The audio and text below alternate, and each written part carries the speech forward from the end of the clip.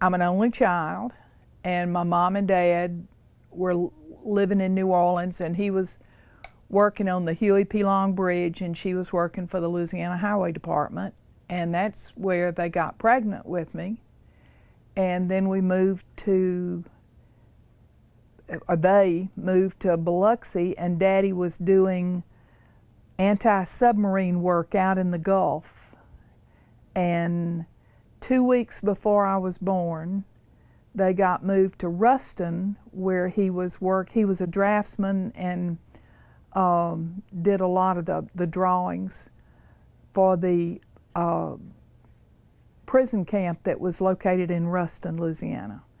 And so I was born in Ruston, and then 2 months after that we moved back to Baton Rouge, and we kept moving. Home ended up being in Monroe, Louisiana, or West Monroe, because Daddy worked for a company up there, but his job traveled, took him on traveling a lot, and I went to 26 schools before I graduated from high school. I know people get tired of hearing me say that, but I like to count them up. That's always interesting. From Connecticut to Massachusetts to Arkansas and Kentucky and Illinois and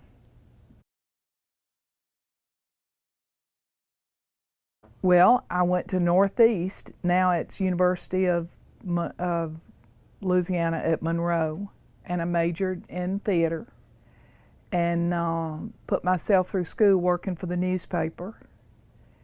And after I finished at Northeast, I did summer stock theater and did some newspaper work and children's theater, and ended up doing children's theater, being the children's theater director in Monroe. And they have a wonderful program up there, and I'm very proud to feel like I helped get that started.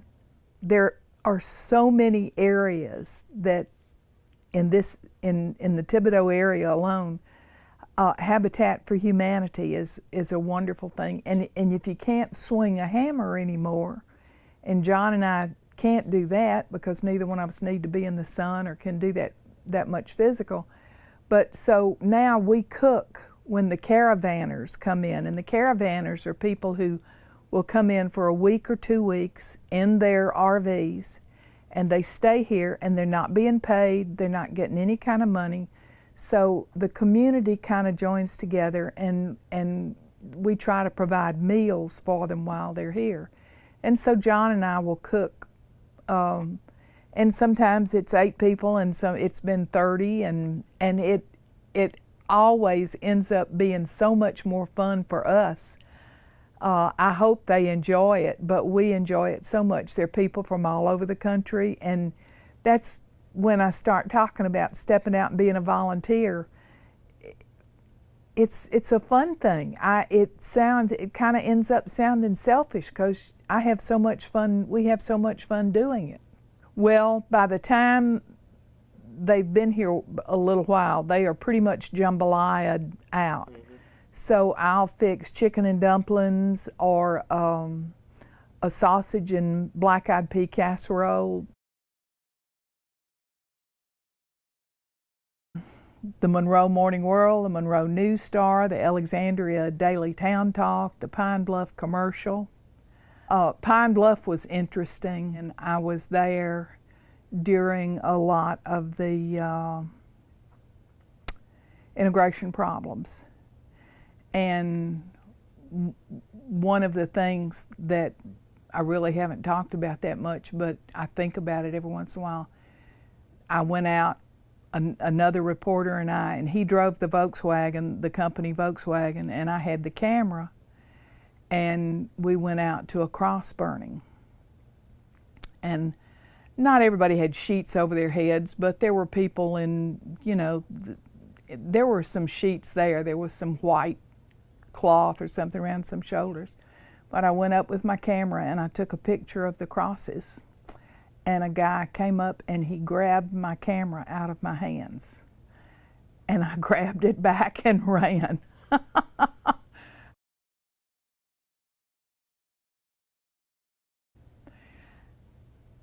One of them, it's stupid. that I remember the most is I was good friends with some of the guys in the police department, and I lived in an apartment that was right between downtown and the newspaper. And one night about 2 o'clock in the morning, the police came to my door and got me up, and we went downtown, and a cucumber truck had turned over in the middle of the Pine Bluff Main Street. And Pine Bluff had a very wide main street. And there were cucumbers, and it was a big cucumber truck, and there were cucumbers all over the place. And that's one of the ones that I remember the most. That was fun. One story that I didn't get to do, but I feel like I had a part in it, was Cummins Prison Farm was about 15-20 minutes out of Pine Bluff. And after I left the newspaper and came down here and was working for the Children's Theater, I got a call in the middle of the night, and it was one of the policemen from the Pine Bluff Police Force. And he said, "Who can I trust at the paper?"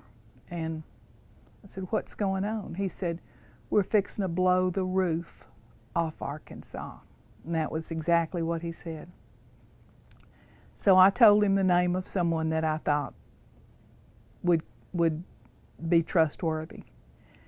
And I said, "Are you going to call me back and let me know what happens?" He said, "Watch the papers."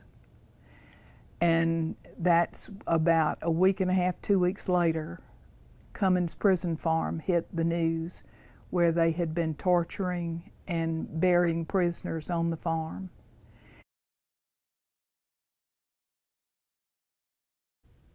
When I was pregnant with the twins and still working at the Comet as woman's editor, Ali, he was Cassius Clay at that time, came to H.O. Bourgeois.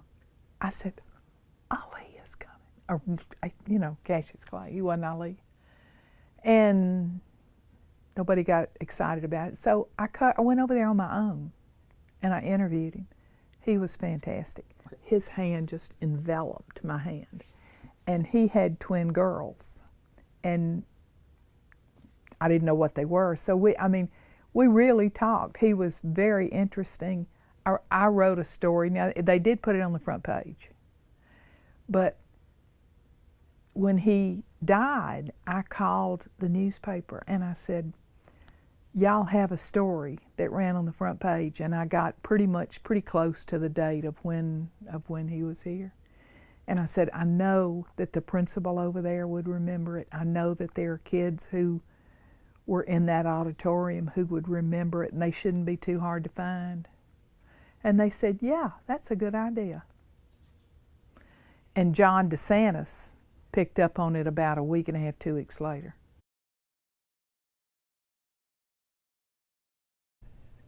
I got to meet Bob Hope, and I had dinner with Simon and Garfunkel, and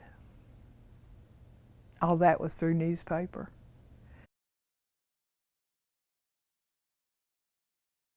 John and I both love to travel, but I've been to a lot of places. I love Virginia, I love Connecticut, I love New York. I thought California was beautiful, but I felt like California was awfully plastic. It was so pretty, some of it didn't seem real. The city sent me as a representative to Brussels, to Belgium. I went, there was a group from Thibodeau, I think 4 or 5 of us, and about 65 people from South Louisiana that went to the city of Namur because they were celebrating South Louisiana. That part of Belgium spoke French. And so I never completely understood exactly why they chose South Louisiana. I was thrilled because normally they chose other countries, and they didn't choose the whole state of Louisiana. It was South Louisiana, I guess, because of the French-speaking aspect. One of my favorite organizations in Thibodaux is Tawasi. It's a group of ladies who have quite a history in Thibodaux, and I joined in the year 2000. But my history with them goes back to when we first moved to Thibodaux, because I had a job with the newspaper. I took over as lifestyle editor for the woman's page. And that was the first year that Tawasi did their antique show. And so they called me. I went to one of the first meetings of getting ready to do it with the publicity and starting to get the community aware of what was going on. And so I kind of feel like I have a special connection with Tawasi because of that. I loved the ladies who were in it then, and I love the ladies who are in it now. Mainly the only thing we really do is the antique show. That's our major fundraiser, and it's always the weekend after Labor Day in September unless there's a hurricane. We've been canceled twice by hurricanes, but we just finished with one several weeks ago and we were very pleased. And we work on it pretty much year-round. We're very pleased. We generally have between 45 and 48 dealers, and we have a waiting list of dealers who want to be in our show, so I think that says good things about it.